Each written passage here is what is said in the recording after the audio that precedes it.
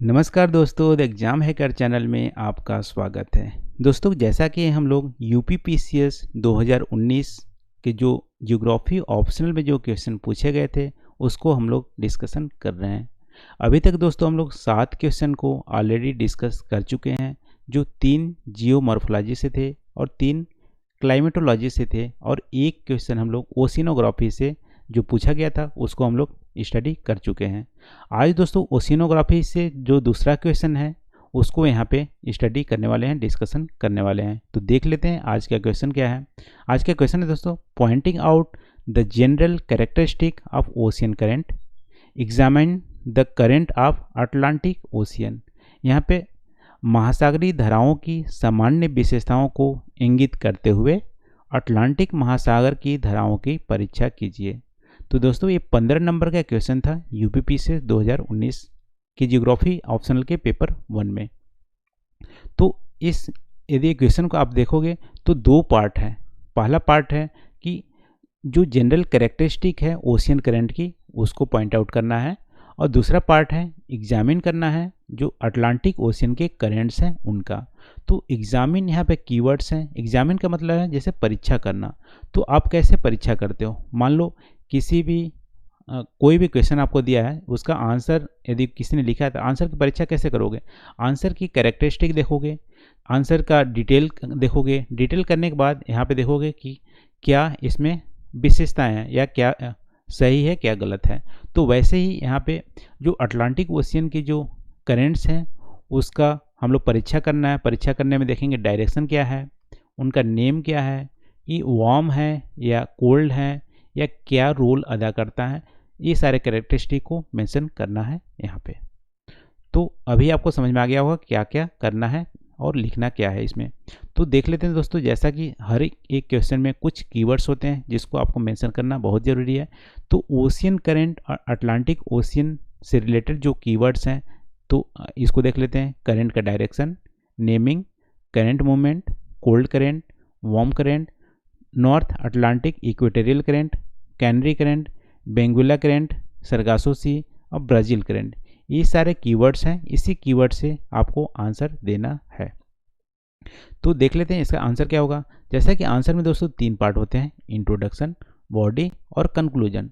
तो इंट्रोडक्शन में आप यहाँ पे जो ओशियन करंट है उसका ओवरव्यू देंगे या कुछ भी आप इंट्रोडक्शन दे सकते हैं। जैसे कि आप इंट्रोडक्शन दे सकते हैं कि जो ओशियन का जो वाटर होता है वो स्टेबल नहीं होता है, उनका मूवमेंट होता रहता है। और मूवमेंट कैसे होता है, मूवमेंट या तो टाइड्स के थ्रू हो सकता है या करंट के थ्रू हो सकता है या वेव के थ्रू हो सकता है या सुनामी के थ्रू हो सकता है। लेकिन ओशियन का जो करंट है वो एक प्रोमिनेंट रोल है ओशियन की वाटर के मूवमेंट में। क्यों? क्योंकि ओशियन के करंट जो मूवमेंट होती है एक डेफिनिट डायरेक्शन होती है, एक फिक्स डायरेक्शन होती है। जैसे कि हम लोग अटलांटिक ओशियन की जो करंट है उनको देखेंगे कि 12 महीना एक ही डायरेक्शन में फ्लो होती है। इसलिए ओशियन की जो करंट का मूवमेंट है वो एक प्रोमिनेंट रोल अदा करता है amongst all movement of ocean water. और जो ओशियन की करंट का मूवमेंट है वो जो कॉज होते हैं, उनके जो रीजन होते हैं वो क्या होते हैं, विंड्स का फ्लो होना और डेंसिटी ऑफ वाटर का डिफरेंस होना। जैसे कि हम लोग देखेंगे अटलांटिक ओशियन में जो विंड्स किस तरह से हेल्प करती है ओशियन वाटर को फ्लो होने में एक स्पेसिफिक डायरेक्शन में। और दूसरा जो होता है डेंसिटी ऑफ वाटर, वाटर की यदि डेंसिटी डिफरेंस है तो वो भी रोल अदा करता है ओशियन वाटर के करंट के मूवमेंट में। तो ये रहा इंट्रोडक्शन।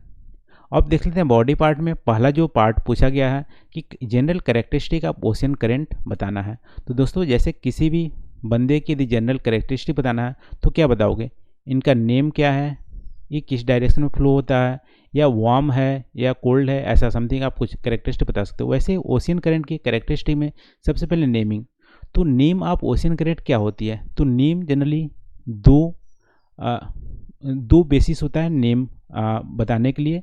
तो क्या पहला जो बेसिस होता है जैसे किस कोस्टल एरिया में फ्लो हो रहा है। जैसे मान लो ब्राज़ील के कोस्ट से यदि फ्लो होता है तो बोल देते हैं ब्राज़ील करंट है। और दूसरा जो नेम का बेसिस है वो है डायरेक्शन, किस डायरेक्शन में फ्लो हो रहा है वो उसके हिसाब से उसका नेमिंग करते हैं।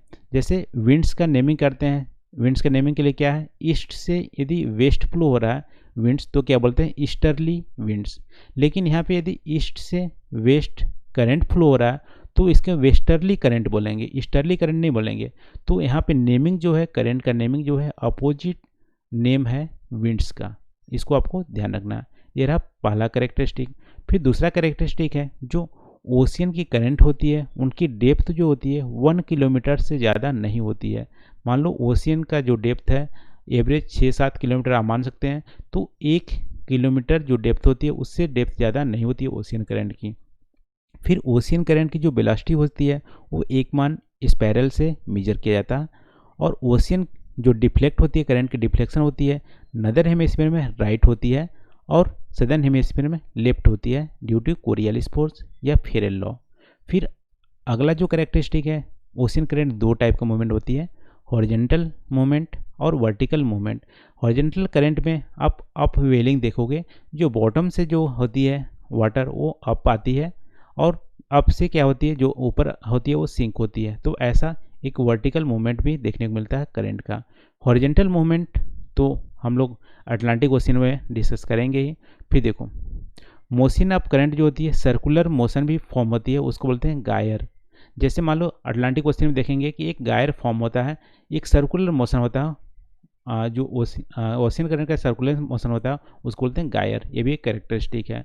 और ओशियन की जो करंट होती है या तो कोल्ड होती है या वार्म होती है। फिर कोस्ट लाइन का जो क्लाइमेट होता है वो ओशियन करंट से बहुत ज़्यादा इन्फ्लुएंस होता है। जैसे वार्म ओशियन होती है वहाँ पे बहुत ज़्यादा वर्षा होती है उस कोस्टल एरिया में। कोल्ड करंट होती है तो वहाँ पे डिजर्ट पाया जाता है। तो बोल सकते हो कि जो कैरेक्टरिस्टिक है कोल्ड करंट की वो डिजर्ट वहाँ बना देती है, ये भी एक कैरेक्टरिस्टिक है।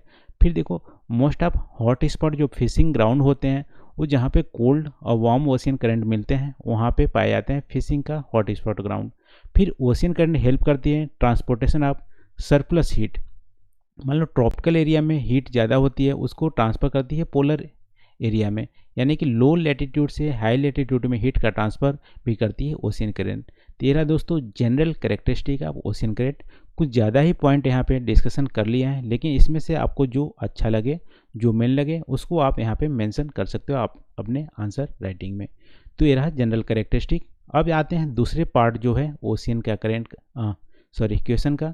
दूसरा जो पार्ट है अटलांटिक ओशियन के जो करेंट्स हैं उसको एग्जामिन करना है। तो दोस्तों अटलांटिक ओशियन जो है दूसरा लार्जेस्ट ओशियन है पूरे अर्थ का। पहला जो लार्जेस्ट है पैसिफिक ओशियन, उसके बाद अटलांटिक ओशियन एरिया में आता है सेकेंड लार्जेस्ट।